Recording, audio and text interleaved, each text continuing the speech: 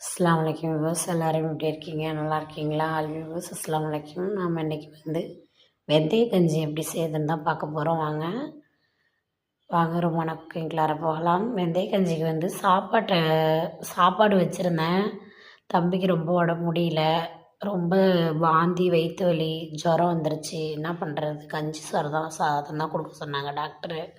அதனால் என்ன பண்ணுறது தெரியாமல் வடித்த சாதம் இருந்துச்சு. டக்குன்னு என்ன பண்ணேன், வடித்த சாதத்தை 4 கரண்டி அள்ளி குக்கரில் போட்டு அதில் 4 வெந்தயம், 4 ஜீரகம், பூண்டு நல்லா ஒரு கட்டி பக்கமாக உரித்து போட்டுக்கோங்க. போட்டுட்டு நல்லா குக்கரில் வச்சு 2 விசில் விடுங்க. நல்லா வெந்துடும். நல்லா குழைய வெந்த பிறகு எடுத்து மத்து போட்டு அந்த பூண்டெல்லாம் நொறுங்குற மாதிரி ஒரு கடையில் போட்டுருங்க. போட்டு விட்டு நல்லா கிண்டி விட்டு குழந்தைங்களுக்கு கொடுங்க. அப்படியே இப்படி கோழி மாதிரி கிடந்தான் சொல்லுவாங்கள்ல, என்னமோ சீக்கு வந்த கோழி மாதிரி அப்படி இருந்தால் அந்த கஞ்சி கொடுத்த பிறகு நல்லா பிரிஸ்க் ஆகிட்டான். குழந்தைங்களுக்கு ரொம்ப பிடிக்கும் கஞ்சி. பெரியவங்களாக இருந்தாலும் சின்ன பிள்ளைங்களாக இருந்தாலும் இந்த கஞ்சி செஞ்சு கொடுங்க. ரொம்ப உடம்புக்கு ஆரோக்கியம், நீர் சத்து உள்ளது தான் அந்த கஞ்சி.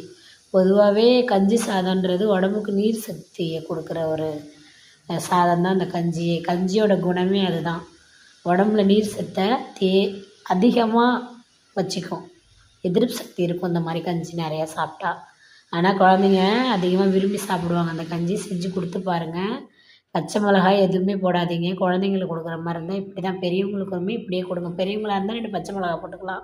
குழந்தைன்றதால பச்சை மிளகாய் போடலை, இதோட விட்டுட்டேன். பாருங்கள், நல்லா சூப்பராக டேஸ்ட்டாக இருக்கும் ஃப்ரெண்ட்ஸ். செஞ்சு பாருங்கள், கமெண்ட்டில் சொல்லுங்கள்.